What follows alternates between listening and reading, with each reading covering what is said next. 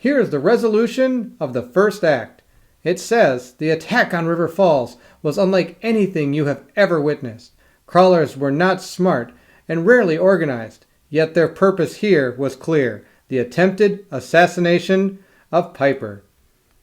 They were almost successful. Though still recovering from her near-death poisoning, she is already willing to tell you everything. She is in over her head, that much is clear. She tells you that she is from Fallengard, that a stranger visited her a fortnight before and paid her handsomely to steal a stone. He provided a map and all the instructions she needed. I couldn't believe how easy it was to get behind the finger. I mean, who would even try to go there? But there I was. It was easy money, she says. There was nothing special about it, the stone. It was just an old rock, maybe twice the size of a chicken egg. It was sitting in a worn and broken statue of a giant insect.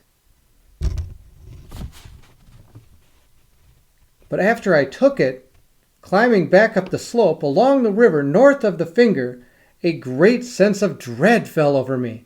From the cave behind the waterfall, I heard an inhuman shriek. Then the ground started to shake and roll. I felt the stupid stone tumbled from my hands into the water. Crawlers chittering began to sound around me. So I ran here to River Falls. I had no idea. You have to believe me. Well, whether we believe her or not, we gain a reward. The heroes get 2 serendipity and 8 gold. And the heroes may also visit 2 merchants. I get to draw 2 from the merchant's deck. Okay, so here are the spoils of war we've gotten from our first act. Karen came in with 5 gold. Ben has 6, and Captain Moneybags over here has 7. Not to mention he also has this flawed gem that's worth 4.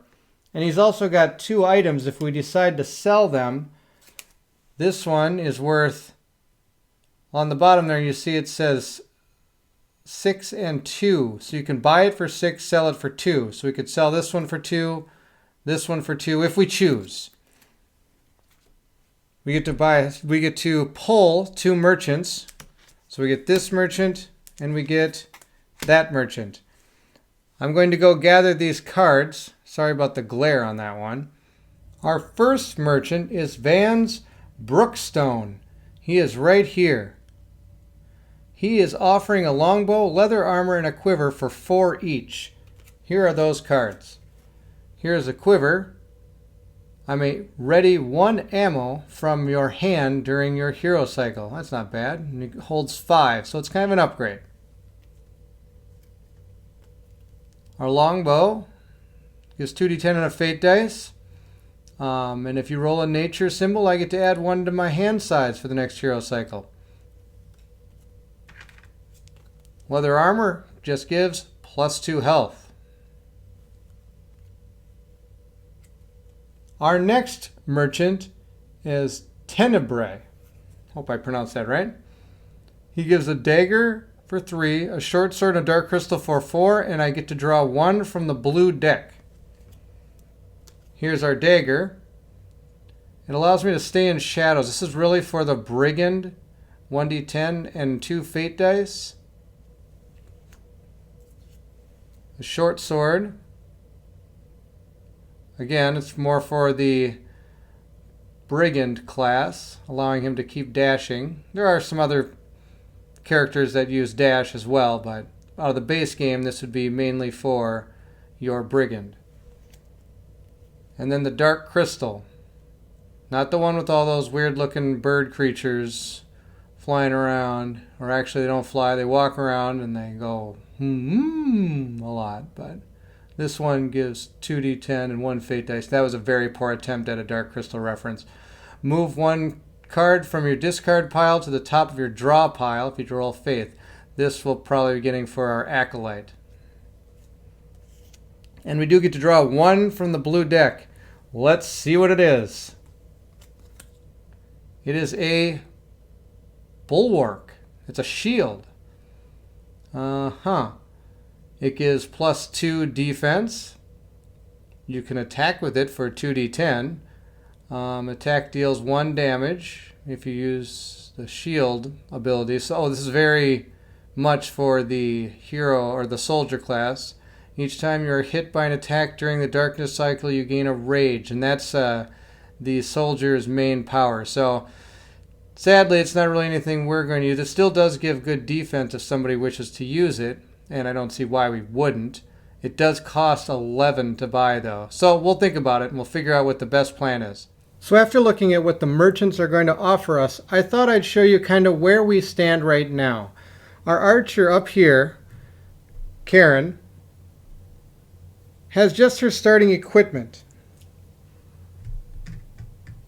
Captain Moneybags, Brian, our outsider, does have Talon as a weapon, and his other starting gear. This piece of gear is amazing. I used it so many times. That's sarcasm. I don't think I used this once. The gain 1 malice token once per hero cycle. If you take at least 1 damage from an enemy hit, yep, never ever use that. I knew I'd forget something all the time, and that just happened to be what I forgot every time. He does still have his glaive, and he also gained that staff and this flawed gem. Our acolyte, Ben, again just has his starting gear. On top of the money that they earned picking up during the act, they were also offered, or also I should say also given as reward, 8 gold. So we'll put that with them. And 2 serendipity. So we do have 4 serendipity. I almost forgot about our shadow potion. So overall we have 5, 10, 15, 20... 26 gold, plus this flawed gem, that's worth 4. So in essence, we have 30 gold. We could sell these if we wish to for 2 each. We'll figure it out. And I'm not going to figure it out. I'm going to let you guys figure it out. I'm going to re-put down what the merchants are selling us, and I'll let you have a look at each of the things and kind of what they do. I want you to decide what you think is best for our heroes, what we should purchase, and then we'll move on from there. I'd also like to mention how our heroes did during the act. I thought our archer did just fine. She shot arrows. She killed people. I thought she did a great job. Ben, our acolyte, was good. He again also did what he needed to when he needed to. I would really like to say that Brian the Outsider, I didn't play much of the Outsider before this adventure. That guy's got a lot of really good cards. He is a really good character. I didn't expect him to be as good as an upfront fighter as he was. He just ran up and was able to take it. That derision card is so good. I know I've said it many times in the video, but he was by far probably our MVP. I think he was able to take, I think he took almost every attack. And he was able to hold his own without any problem. So go Brian, that Outsider was pretty awesome. I do have a couple more things to show you. Again, my videos just keep going longer and longer. This is the cover of the Stone of Life that we've been doing with for a Myth here from MegaCon Games. If you're new to Myth and you want to play through this module is really good to teach you stuff. But if you go on to MegaCon websites, yep, notice it's purple, not blue. They do have a teaching module. It is the same module, but they kind of preload your deck and they kind of move your characters for you, but at least you'll get a better chance of understanding all the rules that kind of go along with the start of this game. You can find both of these in their 4th quarter patch, or I think it's just this one in their 4th quarter patch, and this came out in the 3rd. I'm not exactly sure, but if you go to the MegaCon website and look for in their download section, you can find both of these modules. And these are really good starting place. So if you've never played Myth before or kind of bogged down the rules and not sure how to work some of them, this module, training module, may help you get through some of that. And then once you get through that, you can try the module on your own without preloaded decks and things. This module doesn't go for the whole module. It just kind of gets you, I think, through the first 2 tiles. So that through that moving one with the trap and also through the huge lair. I think it moves you through both of those. But the rest of the story has to be done, or the module, I'm sorry, has to be brought through this one. So it just does those first 2 tiles. And with that, here's a look at what the merchants have. I'll kind of zoom in on each one of these individually while I kind of talk a little bit about the act. We kind of went through that first tile. It was a lot of fun, just a lot of running. The second tile had that huge lair. We got through that. Then we had to save Piper. Overall, I thought it was a good starter quest. There were some touch and go moments, especially when you have to roll your courage and can't make it. MegaCon Games does a great job of creating a wonderful game. Sometimes the rules can be a little not as specific as some might hope for, but as long as you're consistent, you can keep the game fun. There were a couple instances that I wasn't exactly sure, like with the crawlers and they're attacking their captain, what exactly the role is. Another one was when I had to do the fear or aura of fear, and it said I do a D10. Do I still get to roll my fate dice? I wasn't exactly sure about that. I thought, no, if I'm afraid, I'm not going to probably get anything right. So I just went with the 1d10 and scratched all the fate dice that I should have had for those rolls. But overall, other than that, everything else I think went pretty well. I enjoyed it. I'm looking forward to the next 2 acts. And then I'm also excited to see what MegaCon has in store in the future. Following the Journeyman Kickstarter, they have announced that they are hoping with the quotation marks, here they are, hoping or planning to get the printed materials to backers this summer, which should bring a lot more of these modules, which I really enjoy. This game does have another type of way of playing it, and that's with quest cards that you can draw and go kind of creating your own story yourself using these quest cards. Another type is with act cards as well. They're very similar, and I'm not sure. They may have took those out in the 2.0 rules and just went with a quest deck.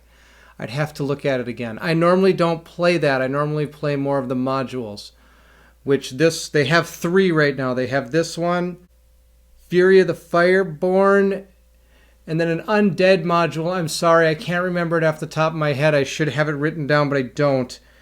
And I haven't fully gone through those yet as well. I thought I would save those till after I got through this one. And I've always been really holding out that MegaCon would deliver on a lot of those printed materials.